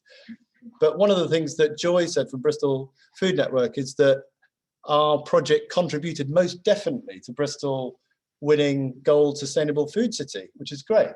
And that's largely because of Eleanor's economic valuation work, which they put into their bid. Bristol Waste are also going to be using that same micro valuation work in their campaign this year. Ian, very kindly, said that your Hexalemma framework, you're now using it for the UK Distribution Systems Operator project, or INA project with Western Power Distribution. So yes, there are various others. I'm not going to go through these in detail now because there's just too many, but I will circulate it and do have a look through. I have got one slide which is just focusing on Bristol. I'll just pull out a couple of the other ones. So in terms of conceptual frameworks, the macroeconomic model, according to Resource Futures, it helps shape directions of solutions, walks you through the complexity. Bristol Waste said it's fascinating, makes you think about things differently, needs a bigger conversation. Bristol Food Network said very helpful for us taking a look at the One City Plan goals. And Wessex Water said fascinating, right to try and pick out who would be winners and losers at a global level. The numbers are big, striking on their own.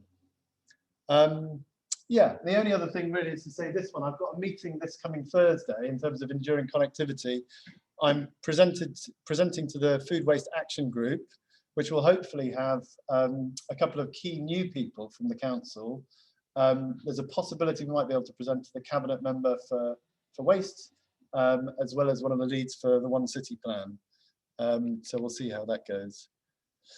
Just a few other bits of interest. This was from last Wednesday, and the Tsugi JPI Europe Tsugi event on impact. So they basically, you had these online canvas things, and they wanted you to put in some sticky notes on here about impact. And ours are the sort of green ones. The problem was the way they defined impact was different to how we defined impact. So it's broadly the same, but not quite. So it just meant that in the 5 minutes that I had available to try and pull out the impact from our document and put it in a neat sort of post-it there, it's just impossible.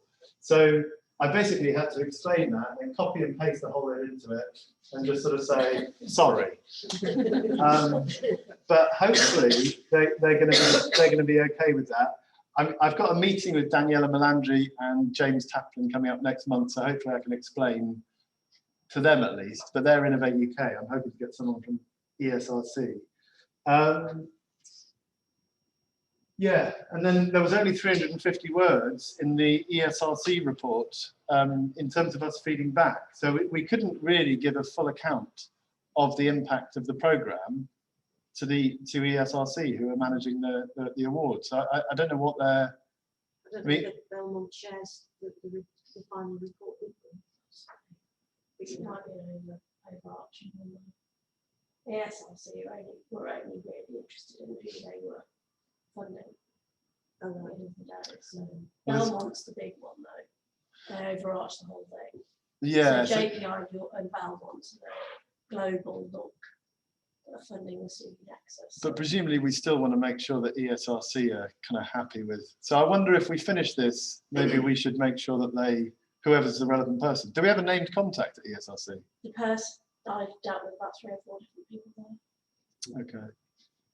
We should try and figure out. I'll ask James and Daniela By the way, did you see this about research fish over the weekend? I just heard it now. I'm very curious Yeah, about it. mate. I was just told it by one of our other team. There was a Twitter storm over the weekend. You'll be so happy. People basically, someone mentioned something on Twitter about how rubbish research fish is, It wasn't me. And but I then- couldn't. and then research fish came back and basically said something that wasn't okay, and there was a massive backlash Wow. against research fish, and then they had to apologise publicly because UKRI told them they'd been naughty. But if you look up It wasn't me. I wasn't happy. that news story down there, if you look on Research Professional News, you'll find it. And this was just something else I thought you might be interested in, because a sort of later publication, Belcher and Halliwell, 2021, conceptualizing the elements of research impact. This is much more similar to what JPI Europe are doing. So if anyone's who's interested in trying to categorize impact and how they look at it, this might be of value.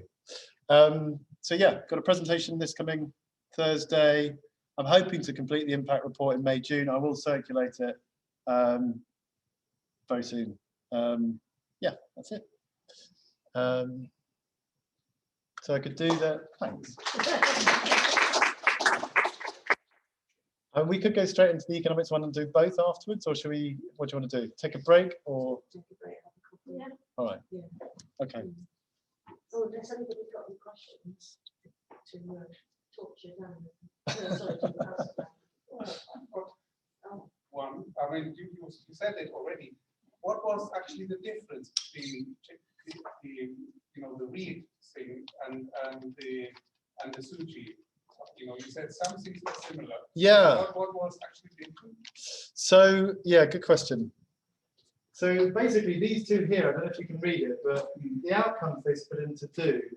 The first one is results that produce an effect on the overall communities or issues the project serves, but also it includes the advancement of science and cultural, economic policy, blah, blah, blah, blah. So I would take this one to be your sort of academic impact, and this to be sort of localized impact. And then this one here is wider economic, social, or ecological effects. So those two, that's localized, that's wider, that's academic. And the way that we've split ours are up into You followed more McQueen's proposal in a way. yeah, I did just in here because I was just interested in the societal impact. I wasn't interested in academic impact at all. I mean, I am. I just take that for granted that that's going to happen. I think it's good. You just have to defend it and explain why you followed this one. Like you did in the other system. So it's because the EU doesn't. They may not get everything right. So I think agree with you in a way that they jumbled it up a little bit, on the other thing. I think it's not very clear, the other one, is it? I think you do sort of need these prompts as well. Because you need these examples. Because when you talk about instrumental, you're like, what the hell's that? But then if you say, oh, you mean actual changes in policy and practice. So I think you almost need a sort of a long list, don't you, of potential a whole impacts. day of impact training. I know we- Yeah, by Mark Reed. Oh, did you? Yeah. Oh, when was that? We're fully briefed. Well, I think, what I'm 2 years ago, but he's really thought it through. I think that, Yeah. got a copy of his book. and He's I got a think- new one that's come out as well. I think he's good. He's given it a lot of thought, isn't he? And also why he does so many seminars and he gets all the feedback, he Yeah. was good and we gave him still some feedback. So he learns all the time. So I think Yeah. I would go with his framework. Yeah. Yeah. It's more advanced. Just a comment or a question in terms of timescale with impact, it's always a challenge, isn't it? I mean, we know that some of these things obviously don't happen necessarily within the lifetime of the project of 3 years. So in what you sort of map, do you also have something where you sort of indicate where there might be potential impacts? And I do think that's where ignoring the science impact completely might also be a bit reductionist, because this, what you have there is probably more likely to be things which have happened already, whereas the science, I mean, we know policy making, etc., and it's a complex process. It's not linear. It's very convoluted often. So some of these things may actually have an impact which we probably can't measure. But I do think it's interesting how you captured timescale in your No, it's a report. really good point. It's a really good point. I mean, in our latest project, our other one, they wanted us to produce a theory of change, which wasn't really a theory of change, but they wanted project outcomes and then post-award outcomes. And you're right. This tends to be focusing on, I guess, yeah, we do need to make it more. I do need to make it more explicit. These tend to be what have we achieved within the project, but what might come later. I mean, I think if we had more time, and this is the sort of thing we're thinking about in our other project as well. How could you qualitatively speak to stakeholders to understand potentiality of change? I think that would be really interesting, because otherwise, how do you? Because as you say, it's just there's too many variables. You can't. I mean, you can model, you can do certain various different things to try and understand what they might be. But yeah, it's a good point. We should have a time aspect in it. I guess it's particularly because I'm thinking about Adi and Matt's work as well, because they had a delayed start which was beyond our control. Yeah. And those things could actually have nice impact if we can keep the conversation with our partners going. But that's obviously beyond project funding, and that's where it becomes Well, thanks. challenging. Yeah, exactly. Some of them are a lot more open to it than others. I think, for example, Simon, I think is just like out now, but Joy is very much still in. And I think that's partly because it's sort of, as the project developed, we ended up focusing on food waste. She can now see a real benefit to what we've done and how that might help her going forward. So yeah, certain avenues of conversation definitely still open, but not necessarily on energy unless we had a really strong proposition that we could go back to Simon with. I guess my main point is we may need to keep our conversations going as well with you, Yeah. with Joy, that we don't lose Yeah. when it comes to. Yeah, we should add it to this. I mean, that's the problem. If we've got the June submission deadline, then Belmont's not going to know. Yeah. But that's all right. The other difficulty is in collecting the evidence as well. So I Yes. think the evidence that you've got there in Bristol is really good. Yeah. To actually get quotes. Yeah, I mean, not that scientific in terms of, it's just field notes and stuff. It wasn't sort of, but they're happy to put their name to it, which is fine. Yes. No, we get it. Yeah. So, yeah, one of the things is that the impact doesn't end when the project ends. No. I'm not sure it's an impact of that, but presume at least some of us have learned, and Timo has learned, that we need to engage with stakeholders in a particular way to avoid participation fatigue. I'm not sure that's an impact or not, but it might change how we do research. And No, I think it maybe is. an impact. I think it is. It would come under, capacity building maybe or something like that. But yeah, absolutely. I was meaning to, by the way, I was intending to circulate this to all you guys because I was conscious I captured the impacts from the external partners, but not from within the group. So I do want to try and do that. One question for somebody who's looking at impact and has done so across the ULLs.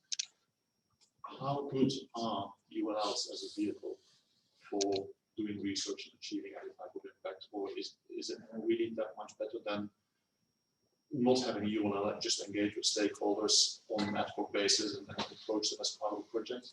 And does ULL really bring benefits? I think the whole ULL, one thing that was quite interesting going through that whole characterization process is that there is no fixed definition of ULL. It is whatever anyone makes it. So we called it an urban living lab, but actually it was just a bunch of people having conversations. So I think in that sense, is it that much different from any other research project? I mean, in a way, it should give you license to be able to approach research in a different way, to be more experimental, to be more innovative, to be more about applied research rather than basic research, to sort of break down the rules a little bit. That's my take on it, but I don't know. Everyone's got different views on it. Well, I think like the European Network of Living Labs obviously has a definition of living labs, which is also not fixed. There are versions of it. Yeah. But if you just look at our project, I mean, as you said, Bristol, it was more like meeting space. It wasn't a physical space, whereas Kevin is very much. That's true. It was a physical space and Yeah. maybe slightly less a meeting space, even though that's obviously emerging, and Kevin could comment on that. But Yeah. I do think it was very much sort of more the laboratory in the real world, what he had. Yes. And then obviously what we had in Rotterdam was a pre-existing living lab, but which wasn't really interested in our project. So in that sense, the merging of what we were looking at and the living lab, pre-existing living lab, was sort of not very successful. In Sao Paulo, and that's probably Erica can comment better on, actually you established a living lab throughout the project, but I don't know if that will continue beyond. But I don't know, that's something you could comment on. We hope it will continue Yeah. since we feel how the profession. Because there is going out to the university, but it's still in university like, as a constant. Yeah. But Professor Paulo wants to do more steps, like to scale up or to develop more the simulations for the models, maybe connecting more models.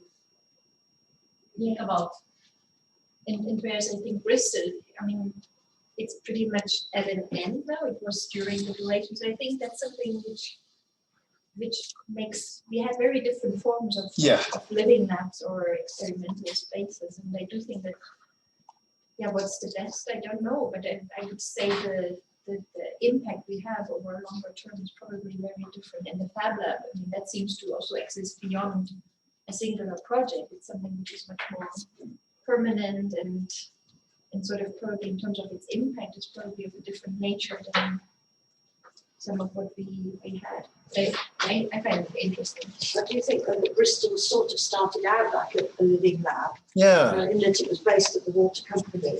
And can you extract phosphorus from the outflow? Yes. And then just sort of went away from that. Yeah. So I think that it started off being something far more specific and with much more of a boundary, and then ended up not.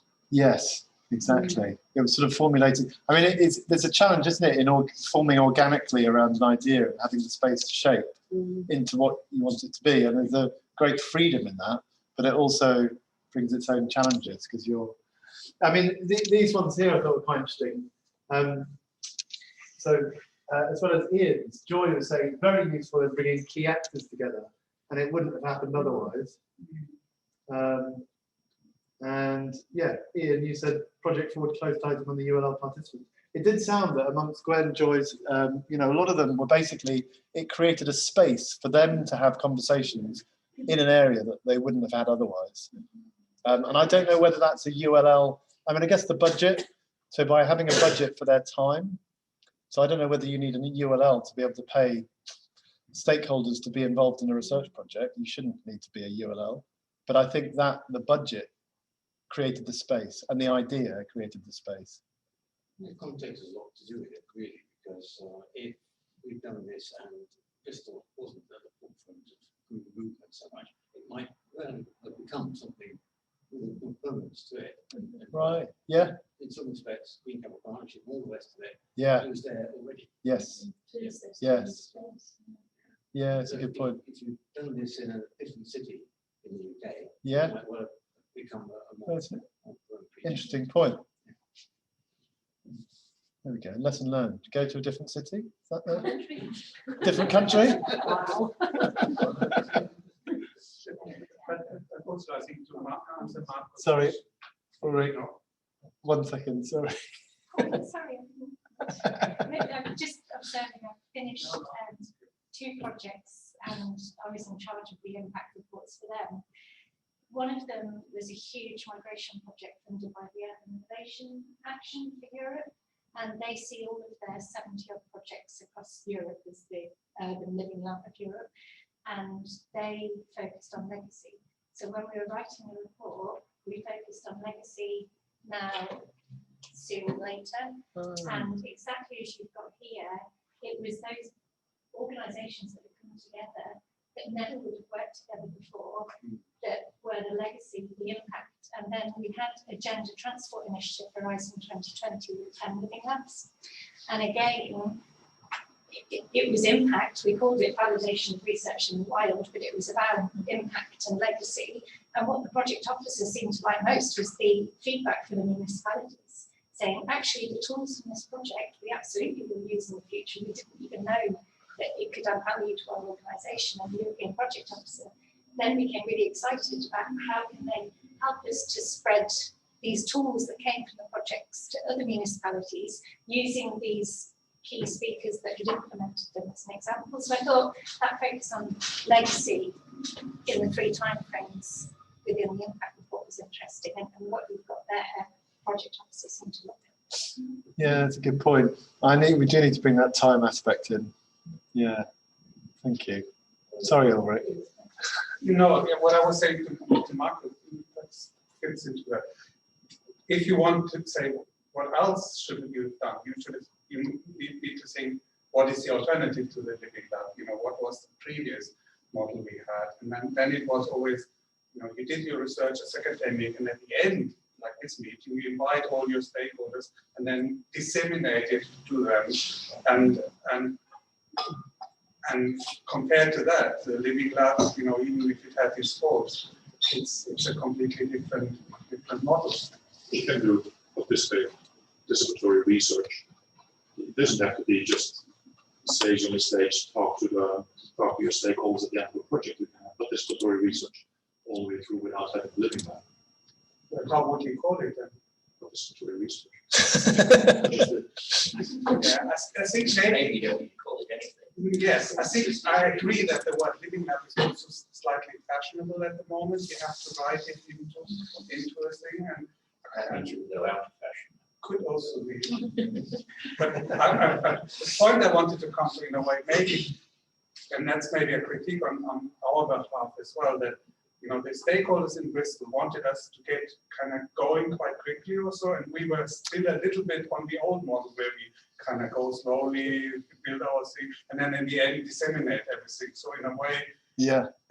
So the university is a little bit, you know, it's not really fully geared up towards living labs, and I mean, we are trying to do that, but it's kind of. We've got the same problem in our other project, Trude. We've had these 2 researchers in residence in the 2 cities, in Bristol and Greater Manchester. They've been in there from the beginning, and you know, from the beginning, they've just been trying to build networks and ready to go. And it's taken us 2.5 years just to get our phase 1 findings out. So they've been going, this is a really exciting project, it's really exciting, but hold on for another 2 years, and then we'll get you some stuff.